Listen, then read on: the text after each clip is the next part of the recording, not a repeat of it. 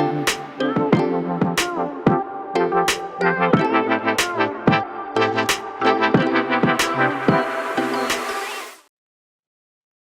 everybody. Welcome back. This is episode 8 of Jeremy Alvarez TV, and today's special guest is Cameron Hill. Cameron, what's up, man? What's up? How you doing? Doing great, man. Doing great. So just share with us a little background so the audience can kind of get to know you and know about what you do and kind of why I chose to have you on this episode 8 podcast. All right. So from Fresno, currently reside in San Francisco, though. So I grew up playing soccer, basketball, flag football, a little bit of tackle football. And soccer was my main sport. So I played club soccer all the way through. Ended up going to Fresno Pacific, played there for 4 years, a pretty successful program, successful team. Then I played in the PEL, which is now USL2. Pause there. Did you win some national championships in college? I did not win the national championship. We lost in the quarterfinals my senior year. We won a regional championship. So, yeah, I did not win a national championship. Okay. We lost to the eventual champion, Azusa Pacific, and who was also in our conference, who also played another member from our conference in the final Concordia. So it was a good year for the GSAC that year. Yeah. Okay, I'm sorry, interrupted. And then you went on to play professional developmental league. Yeah, the PDL, Fresno Fuego, played for a season. And the PDL is no longer. So if anybody's younger, it's USL2 now. So that's the level that I played at. And then I started coaching and teaching. I started coaching club, high school. You go back to your alma mater, I coached the JV team. And then I went to the girls varsity. Then I went to another school, was coaching, and then started substitute teaching. And then went to Madera, started teaching full-time PE and coaching over there. So nice. Kind of my journey. So did you have a degree in physical education right off the bat? Or did you decide, I want to do coaching, and then you kind of went back to do that? So I graduated with a degree in kinesiology with an emphasis in secondary teaching. So originally I was going to be a high school PE teacher. I always thought, I was going to teach high school PE, be the varsity soccer coach, and just do that route. My dad was also an educator, and so was my mom. My dad was a longtime PE teacher at Edison High School, where I went as well. And so I kind of thought I was going to go that route. And then when I went to Madera, they didn't have any high school positions open. They said, well, we have an elementary program. And then I went to elementary PE, and I've been doing it ever since. That's amazing, man. What a cool job. What got you into it is you have a family history of teaching PE and in education. So you decided to go down that route. That's pretty awesome. Yeah. Well, okay. Speaking of PE, now hopefully the audience knows why I have you on here. Someone that's well-versed and has a family history in this. I would love, and the audience would love, to hear what you have to say about physical literacy. So in 2001, this person named Margaret Whitehead basically said, hey, all of you guys have all these different definitions of what physical literacy is. Let's get on board and just have one understanding of what physical literacy is so we can move forward with helping our children, right? Developing programs and things like that. So the definition, and I quote, she said, the disposition to capitalize on the human embodied capability wherein the individual has the motivation, confidence, physical competence, knowledge, and understanding to value and take responsibility for maintaining purposeful physical pursuits or activities throughout the life course. And one thing we do know in the evidence is that deficient physical literacy patterns early in a person's life, like elementary school, like what you're teaching, will lead to negative long-term health outcomes. So that's a very big deal, which is why this whole podcast is basically about that. So what do you have to say about the status of PE now that you're in it? You're right in the thick of it. So I think that the big part of my job is to kind of teach physical literacy, and we've talked about it. And the quotes, you see it at the young age, like um, you get them even as, so I teach right now kinder through fifth grade. Before I was mostly first through sixth grade, but you see the capabilities of the students, and so our job is to teach them at the proper age exactly what they should be doing. So um, every content area, for kindergarten, first grade, second grade, all the way up, there's certain things that every student should know. And so we base our curriculum, we base our PE time with them based on those things, because we see that the deficiency. And then I do coach in high school, so you see, okay, um, they probably didn't get those skills at a young age because they didn't have PE, or um, they didn't take it seriously. So Mm-hmm. our job, my job, is to try to teach the literacy of how do we go step by step, so that at first grade you learned a certain thing. At second grade, like you're learning to throw and throwing properly, you're stepping forward.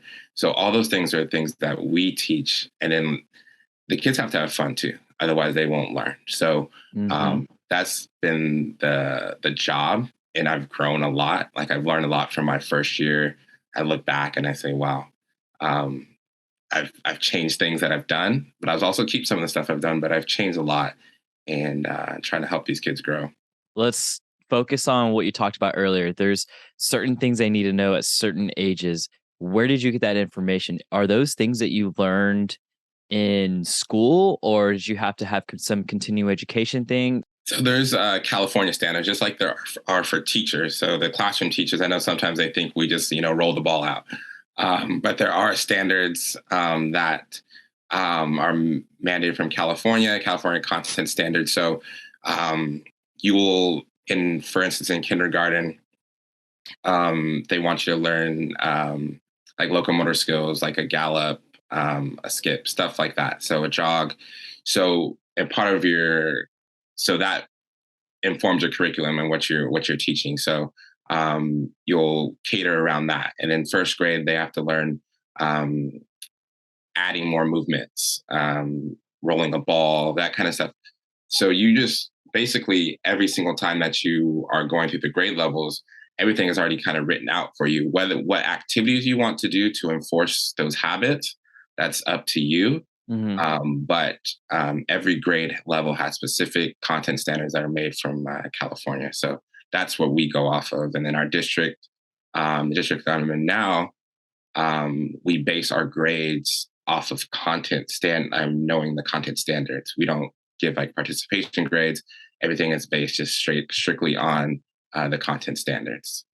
Okay. So that's the next thing I want to talk about is grades. How do you grade someone as proficient or not proficient in whatever skill? Or what if someone, like you said, maybe didn't take it seriously and they didn't show you that they had some skill acquisition or anything? Would you hold them back, or would you let them move on, and then you just kind of have some focus on them next year? Or Yeah. So, for instance, let's just go for basketball dribbling. All right, okay. this is something easy everybody knows. So, if you're supposed to be able to dribble with your right hand 10 times in a row, left hand 10 times in a row while moving forward, and that would be like above average score. So, say you get a 4. Mm, If you cannot do that, and or you can't do it while moving, then maybe you get a 3. Then if you can't, then like it goes from basically 1 to 4, with 4 being the highest. So there's so we have those assessments based on those scores, but yeah, there's no holding somebody back, but it just informs your teaching for the next year. So if you realize, okay, a lot of my students can't do a certain thing, then you have to say, well, what can the focus be? Can I go reteach it? Did I teach it correctly? So I think that informs us as physical educators.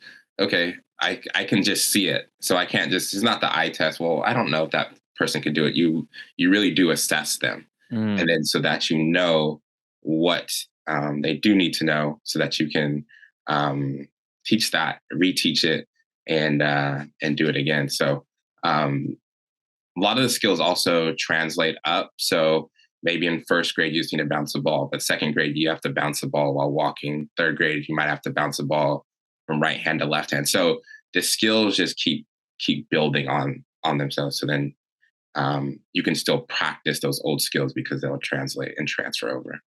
Got it. I have another question related to that. But first, did you see the video of Damian Lillard teaching Nicki Minaj how to dribble? I did. I missed that. I did not see that video. I missed it. Dude, you gotta watch it after this. It's hilarious. I'll have to watch that. Yeah. She definitely missed PE. There's a lot of them. I remember Simone Biles throwing out the first pitch at a Oh game, yeah. and there's like she couldn't. I mean, amazing athlete, but she probably just did gymnastics her whole life. You know, she wasn't in a PE class where she learned how to throw and stuff. She kind of was just like, I'm the GOAT gymnast, so why would I do anything else? But obviously, her crazy talented, but it's just like funny seeing somebody that athletic not be able to like throw a ball. Man, we need to talk about gymnastics at some point during this. Now you got me going. I'll remind me. I'll bring it up. I think in one of our next topics, we're going to be talking about stuff. I can tie that in. But my next question was exactly kind of what you started touching on already. How they kind of like the skills translate from year to year. You'll see growth, and it's kind of cool that you work in a setting where you're going to be seeing them, year after year through their elementary years. So you're able to work with them, right? They know they're going to go to you, and you know what you're dealing with. But in man, kids are growing so fast, right? Even just in that one school year, right? Their shoes don't fit them from the beginning of the school year. Their mom bought them, right? And their shorts, and like they're starting to move awkward, and it's really funny. So I bet you get a class of kids that some kids are really fast, some kids are a little clumsy, and you see growth in some, and you see decline in some areas. So how I got to ask, like, and you said you've been developing, and you kind of look back at how you first started, and you kind of laugh at it. How do you address kids with different variations of skills? Because you got to make it fun. And the problem with a lot of kids is that if they don't have that skill acquisition just yet, it doesn't necessarily mean like they're completely behind. They're just developing at their own pace. And so you got to make it fun and successful for them. So do you separate them in groups of, this group needs more, agility, balance, control. This group needs more like object control stuff, and do you split it up like that, or you just give everybody, one game, one activity? So when we're talking skill acquisition, that's when you can kind of you separate them a little bit, or you'll, for instance, if we're let's go back to the basketball, because I just think people just know basketball so much. So dribbling and bouncing a ball. So if you might have a student who plays club basketball, right? So then you might give them, say like, oh well, I don't want you just to work on your right hand, left hand to dribble. I need you to work on your crossover between the legs. Mm. And so then you can't forget about the gifted students too. I think that's one thing that happens. So you have to give them a little bit extra. Maybe you make them as a kind of like a teacher. So you say, okay, well, I know you can do it, so can you help out another person? So then the students who struggle a little bit, you kind of will kind of take steps a little bit slower. So if they can't go right hand, just continuous dribble, they'll say just bounce it once, catch, bounce once, catch, bounce once, catch. And then you say, okay, now can you go 2 bounces and then catch it? So you kind of just monitor and just walk. I don't completely separate them. Everybody's in the same area, but some kids, you just give them a little talk in the air, say, hey, I see you're struggling, so try to just bounce it once, catch. So then you see another kid struggling, you might tell them the same thing, or say, okay, how can we make this for you that you can have some success? Because if you don't have any success, you're not going to want to do it. Right. So you try to give them the success, and then you just go off those building blocks. And then the next time they try to do a little bit more. So you encourage them. Like if we're supposed to be walking and dribbling, I might tell them, hey, just stand. And the kids, I've never had a kid say like, hey, how come they're just like standing over there? And the kids are pretty good about it. They understand what's going on. Mm. And that's my experience. Obviously, there could be some kid somewhere who's going to say something, but for the most part, like the kids are pretty good about just like, okay, they're not looking at somebody else saying like, oh, why do they get to, do that? They just see them standing and practicing and trying, and I think that's good. Are there any skills or movements or standards that you would add or want to see California do differently? I can't think of one off the top of my head that I can think about something differently. Um, And maybe not differently, like maybe there's something you want to add, or maybe there's something that you want to take away. You see, maybe it could be addressed another way. I don't know. Is there anything you'd want to change? um, I think some. I don't. It's not like a physical skill, but I remember last year we were talking goal setting, and the goal Mm, setting was good. It was almost complicated to a level where I was just like, okay, these kids, they don't understand exactly like what's going on. I think that could be a little bit simplified in a sense. It was like I can't remember the wording of it, but it was just too much for that level. Not saying I don't like goal setting, because goal setting is great, but it just has to be a something that's um, attainable for the kids. Like they'll be able to actually do it. So mhm. um, that was kind of the only thing that I can think of. Is just because some of the standards we don't hit on. I mean, it's impossible to hit on every single standard, because if you look at the list, you'll see like it's just like so many, and we only have so much time in the year, Yeah. and we can't assess every single thing. You try to look at the major ones, and you try to do that, but I think there's one thing. There are a lot of them, and I don't know. Maybe they could tie someone together, but it's too many to do in a year. It's just like you try to teach to them, but it's just hard, because if you did it that way, I feel like the kids wouldn't have fun, because you'd be assessing all year long. And Mm. so our district, we only have to assess on a certain skill every trimester. We do about 2 skills every trimester, um, but there's way more standards than that. So How long is the just trimester? um, so the school year is about 980 days for the students, so about 60 days per trimester. Okay, So got it. everybody 60 days, so 2 months or 3 months, because of, yeah. But I think there's just a lot of standards, and it's just hard. You can't teach to every single one. Got it. Would a solution to that problem be like a before or after school program, maybe outside of school, or maybe something the school hosts? Would that be good, or would it be, or are you also saying that not just the time that you have with them to address all the standards, but it would also be too much on the kid to to do all that in that short span of time? Yeah, I think some. I mean, like some of the standards do. They're close. They're tied to each other. Okay. But at the same time, I think um, the problem is the professionalism of it. And I think if you have, like, they have like after school programs, before school kind of programs, if your school's a later start, um, and they'll play games with the kids, but you can't. I don't think you can rely on untrained Mm, people to be teaching the standards like yeah. that, because I think as like a professionals, as PE teachers, um, we're kind of like the knowledgeable person on campus. Like we're sort of supposed to be like the experts. Mhm. And I know the classroom teachers, they have PE time with the students too, and they're teaching the standards, and they get lessons from us, or they have their own, and we help guide them when we can. But it's hard to say somebody else should be doing it, just because there's just not enough of like the knowledgeable people to teach the kids the proper way to do things. And I I think see.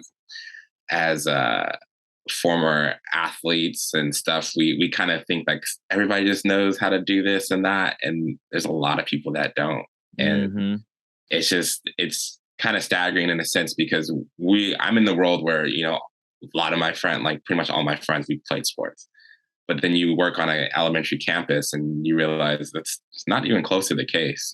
There's a lot of people that didn't play sports, Some people just did drama. Some people did just music. And like I didn't do music, so that's not my world. And so you realize that okay, you think as a athlete, educator, um, and doing what you do, you think that everybody knows it, but they really don't. And so yeah. I agree. I agree. Um, okay, so is is the problem not getting kids moving per se? Because I see like I feel like I drive by a school or a park or whatever, and kids are moving, right? Um, is the problem not necessarily that? Is it more so the quality rather than the quantity? I think so. I think it depends on where you're at too. Because I like moving to San Francisco, um, I feel like the kids aren't out in the park as much as they are like when I was in Fresno. Even though Mm, Fresno's hot in the summer and kids aren't really out there, but man, they're used to it. um, yeah, They're and used to I that heat. yeah, so I think it's like the kids are. I also don't know if they're moving enough, but I think the quality of their movement's not great. I think they like, for instance, all these old tropes, but the kids aren't getting outside and playing as much as they used to because of video games and all that stuff. And as a kid, I played video games growing up too. Like I'm not the old man saying like, oh, these kids in their video games. I had a PlayStation, I had a Sega. Like we played games, but we used to do it play outside first, and then come once it got dark, then we come inside and play the video games. Yeah. But now it's kind of like we're gonna play the video games, and then if I'm on a sports team, I'll go to my practice. But if I'm not on my sports team, then I'm just gonna kind of sit around a lot and not do anything. And so there are the kids who are not on a team, and some of them for great reasons. They're just disadvantaged, and when I say great reasons, I mean like it's not their fault. Like they're disadvantaged, they can't get to a practice. Maybe they live too far or whatever the case Mm, is. So I don't think that the kids um, they're not doing it as much. And I know with your role, I know you see the injuries and stuff, and that's a big factor in all of this is um, they're just not doing enough. And I think the mhm. quality is not as good either. So I think it's kind of kind of both quality and quantity. Yeah, that's what I'm trying to investigate in this episode here is that sports is before the pandemic, right? Was becoming more popular and probably even more now after the pandemic. Parents are just like, go away, like go play some sports, go join a team, whatever. So it's like in many instances, more people are participating in some sort of physical activity more than ever before. But there's evidence that show like from like 1990 to 2019 that there's actually been a 63% increase in conditions that would benefit from rehabilitation services, some musculoskeletal conditions and things like that, injuries like you said that I deal with. And it's funny because the people who are more sedentary now are actually healthier than the people that are more active now. And so it's crazy. And if you're injured, the problem is that if you're injured and this, it's precious time that you're missing of your development, and it's starting to create more sedentarism, and where it's creating a global decline in cardiorespiratory fitness and children and adolescents. And we've just seen this like gradual trend kind of go up. So my thinking is that okay, instead of coming up with this cool new product or brace or tape job or medicine or cool new surgical technique, it's like, why don't we just start addressing the problem early on when we can make the biggest impact on someone's life? That's money for surgery that their family maybe doesn't have or doesn't need a hospital bill that, who knows, maybe we could have helped prevent. um things like that. Or it's times where uh now like childhood obesity, onset childhood diabetes, like that has never been a thing in existence before, and now it is. Yeah, So, man, is it that kids aren't moving, or is it that they're getting hurt so that they can't move? And that's like you said, where I'm at, and that's kind of how our two worlds collide. It's that I'm over here seeing all these same injuries over and over, the same ones. It's frustrating. And every time I ask them to do the same stuff, let me see you touch your toes, let me see you, squat, lunge, all this stuff, very basic fundamental stuff. They all look the same, Cameron. I'm telling you, man. I'm telling you. And I'm referring to collegiate athletes, Yeah. adults, right? Yeah. Generally, most of them are done developing. Yeah. And it's the same thing. And I generally do very similar interventions to help them gain the physical literacy back, or maybe not back for the first time. And it generally helps them. But man, the biggest problem is that it takes a lot of time to do that. And number two, they're always going to revert back to their times with you.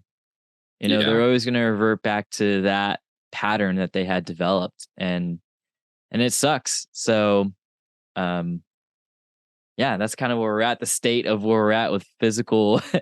education. I just think that I don't know what barriers do you see that are preventing our educators or parents or coaches to understand what I just said and understand what you've been talking about, the importance of it all.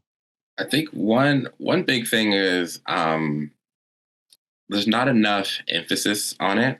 Um, for instance, I don't see I have short classes with the kids. I'm in a big district, so I only get to see them, depends on the grade level, 30 to 45 minutes a week.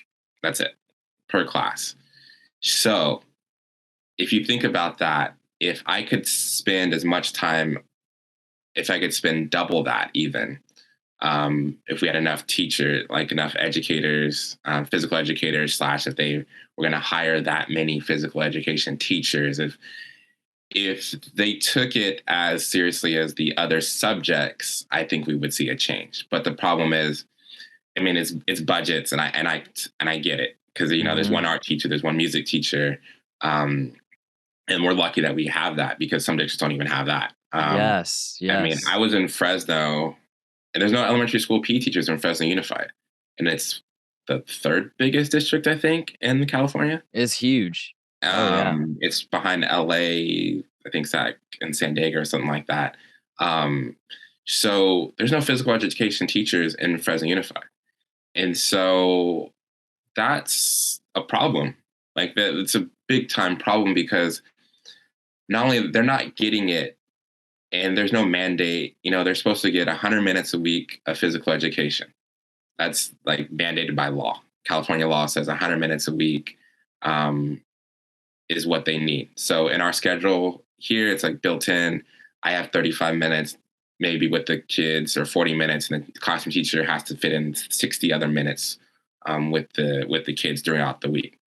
And that's mandated by law. Wait, so the Um, classroom teacher does some sort of PE with them? yeah, so they have PE with the students as well. So How it do they could be do like, that?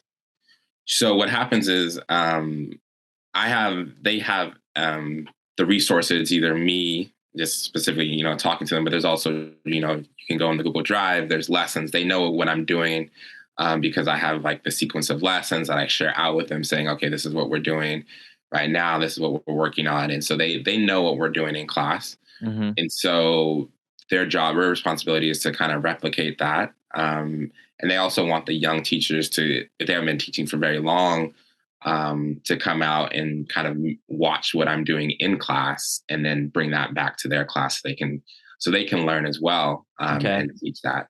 So they Um, so they kinda like, "Everybody get up, stand up from your desk," and they'll do it, like, in the classroom? oh no, they go outside. They Okay, they they'll go go they outside. go outside. Yeah, they go outside. So Okay, there's okay. areas and the whole scheduling, which I was doing I this past see, week, I which see. wasn't fun. Um, Oh, that's really cool. I like that. So it's kinda like an extension of you so that yeah, you can get it in, get those minutes in. Yeah. So yeah, I can't do all the minutes. And if Mhm, if we're in a perfect world, all the PE teachers would teach all the students the minutes, if we had enough PE teachers, we have enough space and everything. mhm. So I would get 100 minutes with every single class per week if we're in the perfect world. And so that's a barrier, because if you think about 30 minutes a week, I'm teaching them as much as I can, but that's not enough time.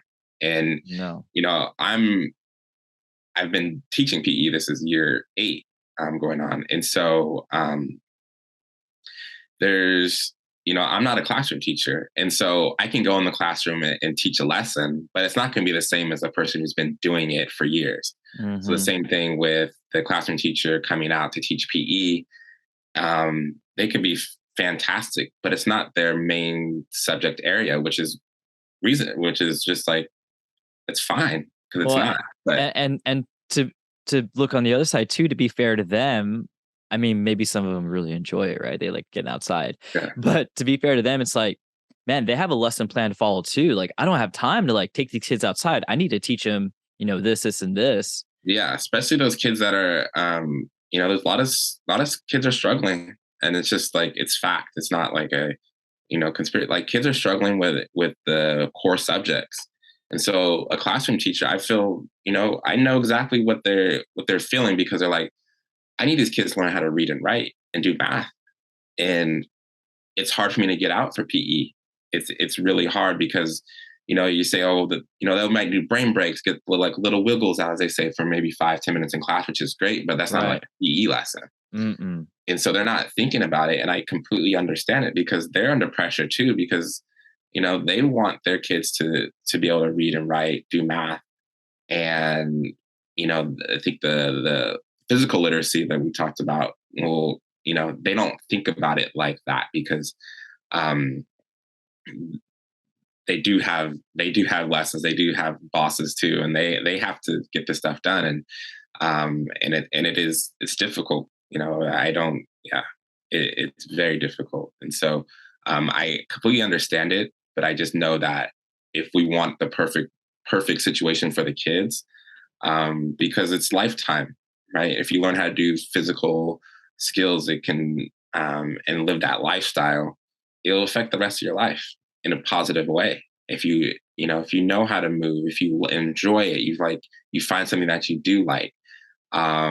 Because you like you said, you deal with the injuries, and you see people that just continually have injuries, and then if the more sedentary you get, the more likely you are to have physical problems, and it's just a fact. And like you said, with the childhood diabetes and obesity, I mean, I see it. The kids come in kindergarten already, and it's kind of sad to see because now they're behind, and it's hard for them to catch up because they they don't want to do this stuff because they kind of feel make a little bit embarrassed, or Yeah. they physically can't. And then you try to encourage them just to do what they can do, but so they're starting behind. And um, so yeah, those are just kind of the barriers that we have, that if we just had more time with the students, Hmm. that'd just be the best thing, but we don't. A couple questions. So I want to be an ally for you. So you said that you're able to teach teachers to, sort of be, it's not the best, but they can be an extension of you. They definitely don't have the eye that you have, the trained eye that you have. You've been doing this for a long time, which is understandable. But who, if it wasn't a PE teacher, because you guys are already very busy, and I feel like, you already said it, there's not a lot of you, right? You're kind of short, like you're outnumbered, right? Yeah. So who would serve as the best allies for you? Would it be healthcare professionals, chiropractors, physical therapists, athletic trainers? Would those be kind of the best allies for you um to support you, but with other programs outside of school, or to support you with, hey, we have this kindergartner, like, as you mentioned, that is embarrassed or already coming in behind, you're going to need some extra help or work or extra encouragement. I'm going to send you to Jeremy, or I'm going to send you to another healthcare professional. Would those be your best allies, or is that kind of the best way you'd see some solution to the problem that you're having? So I think the kids like that. I think that the at the young age, I think a lot of them would need something where try to find something that they enjoy. So um, get them involved with something that's physically active and something that they can do. So like the healthcare professional. Like if I could say, okay, we have a program where and we do have some of these after school programs where people come and they teach the kids sports and they do other things with them. So I think just encouraging the kids from that perspective, get more coaches in, get like physical therapists would be great. Like teaching movement is, I think that would be like one of those things where if the physical therapist or like a yoga instructor can come, whatever the case was, I think those kind of people where they're more, they can be more hands on with the kids and they can kind of teach those things. I think those are the people that um, could be like an ally to us. So, Mm, excuse me. So if we had people like that who could come into the schools, talk to the kids, work with them, that would be like the perfect role. But it's just like yeah.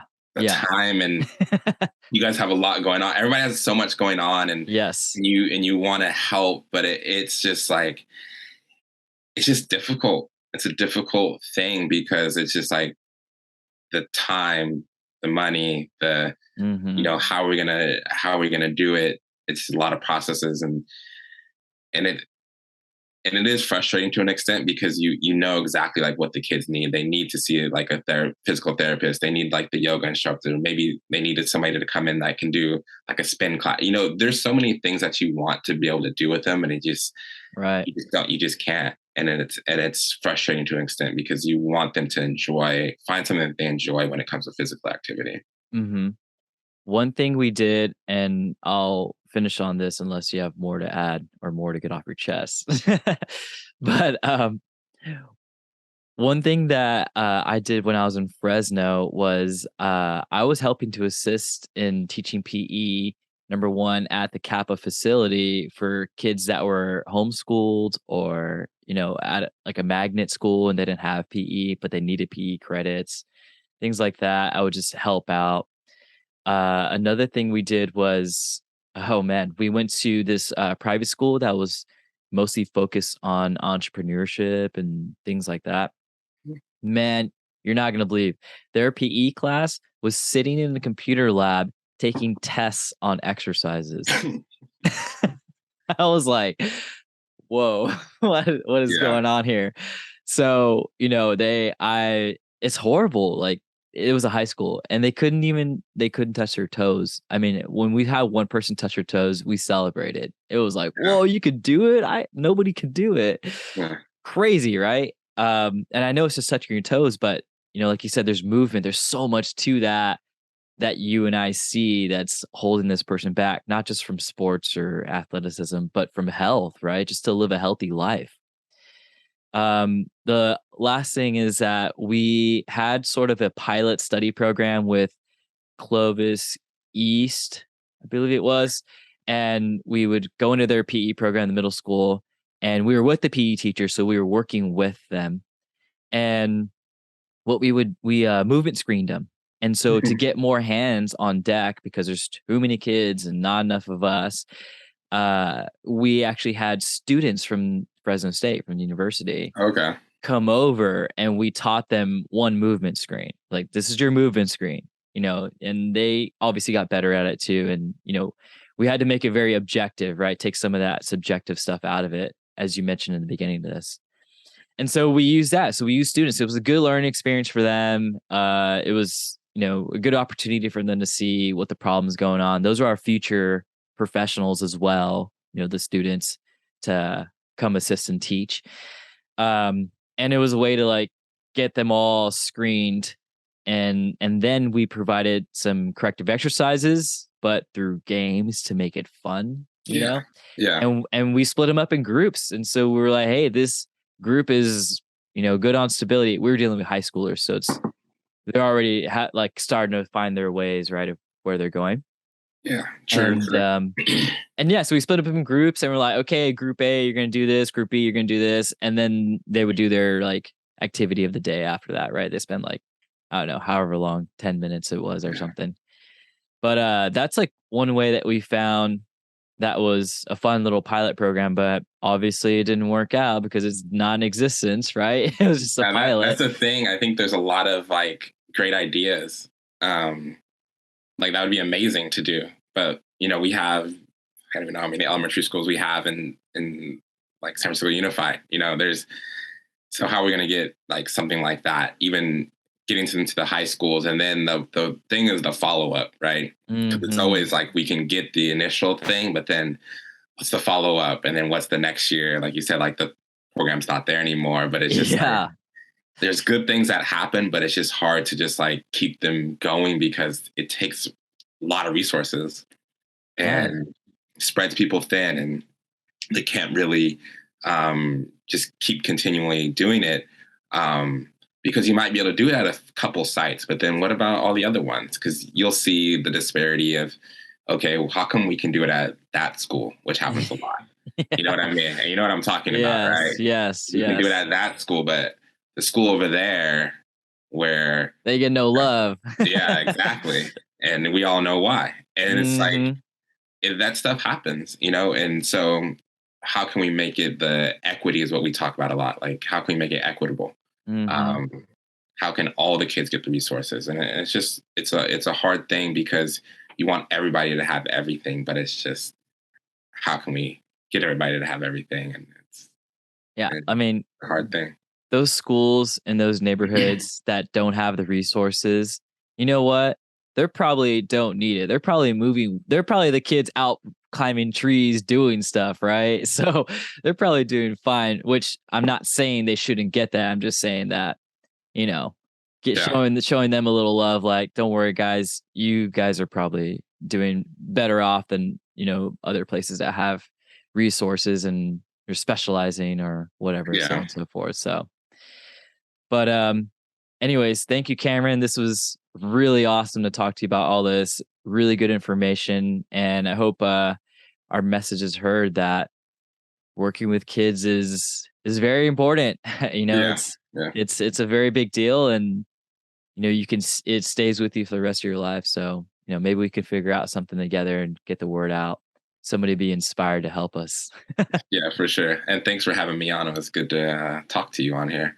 Yeah, no worries. We'll do it again, man. All right. Have All a right. great day. See you, All right. everybody. Bye.